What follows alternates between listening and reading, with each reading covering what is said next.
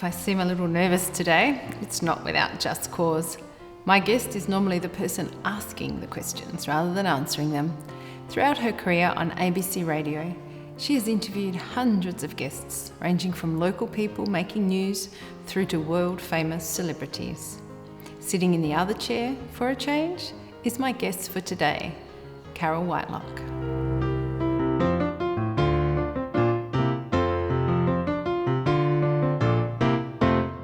Hello, Carole. Welcome. Hello, Julia. Welcome to Footprints in South Australia. Thank you so much for joining me for a chat today. It's a pleasure. Carole, I understand that you grew up in England. Yes. Can you start by telling me a little bit about your early childhood in England? In North London, we were in Winston Churchill's electorate. And when I must have been 2, the post-World War II election, he was there, on a soapbox, and everyone was shouting, "Hear, hear, hear, hear." And I said, "Mummy," from my pushchair, "why are they shouting at that man?" And I've never forgotten the huge impression that made on me. It was probably the most exciting thing that happened in my childhood. Then we moved to Bristol, then we moved to all sorts of places. So, And I've lived overseas twice, temporarily, but that experience gave me an appreciation for the courage it must take to migrate permanently. I use the word courage because I couldn't have imagined of not planning to come back to Australia. Tell me about your decision to migrate and in particular to come here to South Australia. well, my husband was in the military and we'd been in Singapore, which I loved. Wasn't mad keen on going back to the UK. And he transferred into the Air Force, did pilot training, failed at the last hurdle. You don't get another chance. And we thought, what do we do? Where do we go? And we wanted somewhere warm and pleasant and, South Africa was too racist, Canada was too cold. We didn't know anything about New Zealand. And Australia said, "We like you, you can come for £10. And we thought, let's go. It wasn't courageous at all. It was, let's fly away. Did you think at that time it would be a permanent move for you? Yes.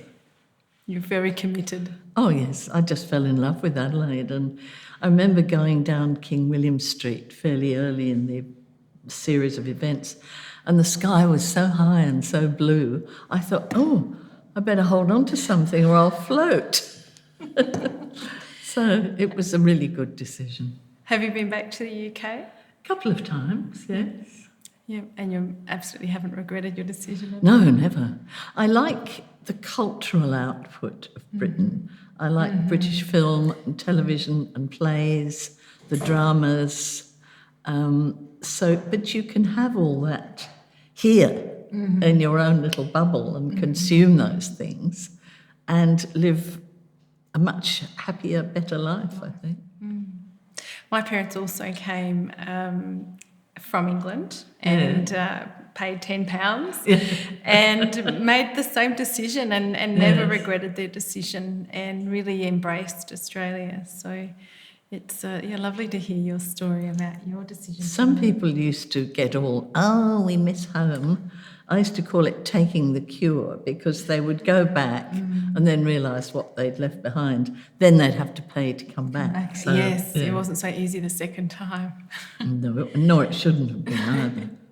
So when you were in Singapore, I know that you were working for a British Colonel of Intelligence, is that correct? Yes. How did you find yourself doing that? I was a civilian, sort of basically a PA, and in Singapore you could, if you weren't a citizen, you could only work for, say, the British forces or something else. And it was in 66, 67 when the Cold War was quite hot and everyone was really spying on everyone. And I remember one day this young lieutenant came in to see the colonel and he had been up in Chiang Mai in Thailand and he'd got picked up by a girl in a bar. It was like the Ian Fleming books. He'd been drugged and photographed and now he was being blackmailed. And so he came and told Colonel Goss, and who said, go home and tell your wife, now you've told me. And as he went through the door, I thought, oh, there's some happy young woman somewhere whose world is going to be shattered in about half an hour. But it was really interesting. Wow. Freighters used to come in, Russian freighters, and great big cases of what we don't know, equipment, used to go to the Russian embassy. And it sounds fanciful now, but it was very real then. Very different too, wasn't it? Yeah. I guess at the time there was a lot of in-person spying, whereas perhaps today it's more technology Yes. driven. I think you're right. Yeah, how fascinating. Perhaps it was vodka going to the Russian embassy. Maybe. Carole, how did you begin your radio career? By chance. Yes. I'd always loved radio. I used to listen to the BBC a lot. Well, all the time, really. And a friend of mine rang me and said, all the family's out. I've got a roast here. Come and help me eat it. And while we were doing that, she said her son was going into the ABC for an audition. And I thought, oh, because I don't think I would have been brave enough to approach them. But I thought, if they're auditioning, so I rang them and they said, oh, we have a spot tomorrow. Could you come in? I thought, yes, I'll come in. And there were lots and lots and lots of people. They did sort of mass auditions. And they sat you down in a studio with kiddies Ask Your Mother with a reel-to-reel tape recorder on a green baize table, and they gave you pieces of paper. It was like an exam, and it said, discuss the following. And some of the topics, two of the topics I remember were Robert Mugabe and John Cleese, and there were various bits and bobs of politics and current affairs. They gave you a news bulletin to read, and because you had to work across the popular station and the classical music station, 5CL as it was then, they gave you various things, music titles in French, German, Italian, to see if you could do it without frightening the horses. And anyway, audition. Oh, and these grey-suited men peered in through the window. It was very scary. And it was over and I went away, heard nothing for weeks. And I thought I'd been out to lunch with a girlfriend, and so emboldened by drink, I rang them up and said, look, you obviously don't want me, but you could tell me. And a lovely man called Eric Wilcox said, oh, no, my dear, could you come in? And they offered. I was earning, at that stage, $12,000 a year working for the Delphin Corporation at West Lakes. And the ABC offered me $10,000 a year and the chance to get up at 4 a.m, which I accepted. Wow. Well, as a woman at that time, were there very many women on radio? The ABC in Adelaide, there was Gillian Waite and Denise Marcos, and fairly soon after that, Judith Barr came as a television newsreader, one of the very best they've ever had. So I didn't feel that it was a women-free zone. No, it wasn't a boys' club. No, it wasn't, in fact. No. Do you think that was because it was the ABC and they made an extra effort? Yes. Yeah. I think in comparison to the business community, it was different, yes. I have heard that you had the opportunity to meet Sir David Attenborough. I must say I'm a little envious. I'd love to hear about that encounter. He was just so lovely, and he never had any concept of how attractive he was. I don't think he did, anyway. He was just so absorbed by what he cared about. And I can remember very cheekily at the end of the interview saying, you know, you've been called the thinking woman's sex symbol. And he went, who by me? And I said, me. Which was very cheeky, but, you know. Yeah, it would have been fascinating. What was he talking about? What was his focus at that time? The extinction of habitat, all the things that now are coming home to roost. You know, the felling of trees, the polluting of the ocean, the importance of the Great Barrier Reef, species retention. He's been talking about these things for a long life, and we're still not really listening. Now, I also understand that you had the opportunity to meet the Dalai Lama, another fascinating character.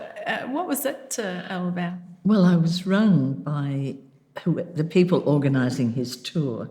This was in somewhere in the 80s, and it was going to be at the entertainment centre. Would I introduce him? I would crawl over broken glass to introduce him.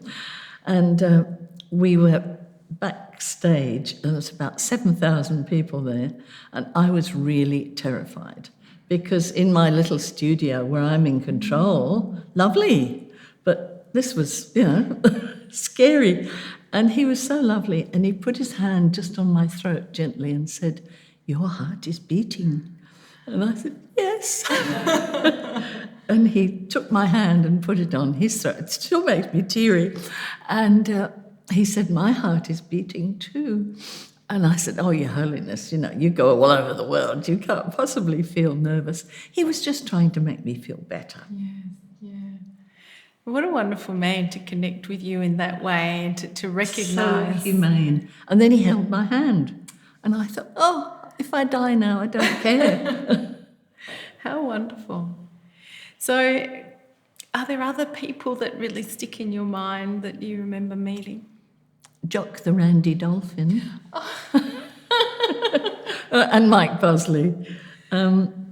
I'd always been interested in and the Dolphin Sanctuary, and Mike Bosley I've always admired.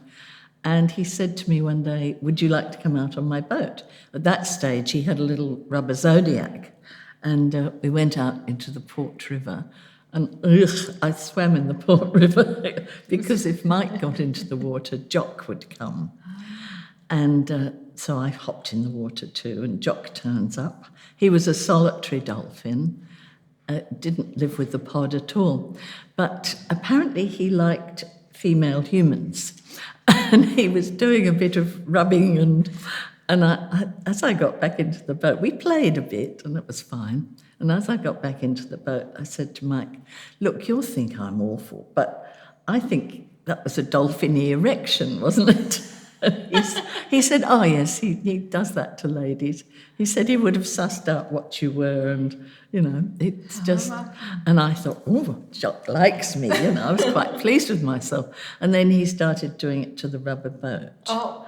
So I thought, sex appeal on the same level as a rubber boat. So At least to a dolphin. I wasn't quite so smug after that. What a fascinating experience. It was wonderful. Yeah. I've had the opportunity to swim with a dolphin in SeaWorld, though. Yeah. And they're just such remarkable creatures, aren't they? I didn't know you could in SeaWorld. What, in Queensland? Oh. It's actually quite a few years ago, but definitely, yes, if it's something you're interested in, you should. It was wonderful. Yeah, it's a lovely opportunity. Now, Carole, I understand that you are an Australia Day ambassador for the city of West Torrens. Well, I'm an Australia Day ambassador, and you say I'm available, and various cities or councils think, "Would you like to come?" I've been to West Torrens twice, I think, and Campbelltown and a few others, but they either decide, they look at the list of who's available and say, "Oh, well, we'll have so-and-so." What does Australian citizenship mean to you? Oh, huge importance. It's when I first became a citizen, strangely enough, a long time ago, people weren't taking up citizenship, especially ex-UK people. Right. And I used to do a little thing every month or so with the people organising the ceremonies and I guess it was the Department of Immigration. And they said, "Look, are you a citizen?" Which I wasn't, nor was my then husband. And they said, "Philip Ruddock, the minister's coming to town. We'll do you a little ceremony because you've helped us so much with this," because they'd got quite a lot of response. And Philip Ruddock turns up, and we're all in the office, and there was a glass of champagne, and a creaky little tape recorder played the anthem, and I cried. And he was so kind, and he had this beautiful dove grey suit, and he put his arm around me and hugged me. And as I stepped away, I could see the stain from my mascara down the lapel of his beautiful dove grey suit. And he had to go somewhere, and his PA was saying, "Come along, Minister, you must go." So I just kept very quiet and thought, get out of here before he notices. You've left your mark on you. So what are the sorts of things that you do as an ambassador? It's mainly citizenship ceremonies, and you make a speech and tell people they've made a good decision. And, I usually say something like, you've come to a really well-governed country with a great health system. You won't be left to die in the street. We have a good education system. If you don't like the government, you just tell them to go.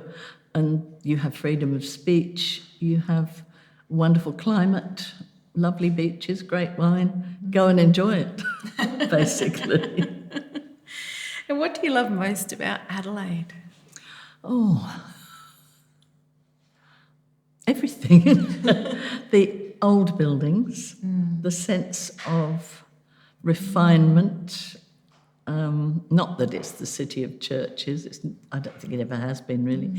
The sense of difference, the sense of class, the sense of we don't have to be like Sydney and Melbourne. We can be us, and we know who we are. And, they're putting up far too many monstrosity buildings and knocking down far too many that matter. But we just have to fight that, don't we? Well, Carole, it's been lovely chatting with you today. Our time has gone very quickly. I've really enjoyed meeting you and hearing some of your stories. Thank you so much for being part of Footprints in South Australia. Thank you, Julia. It's a pleasure.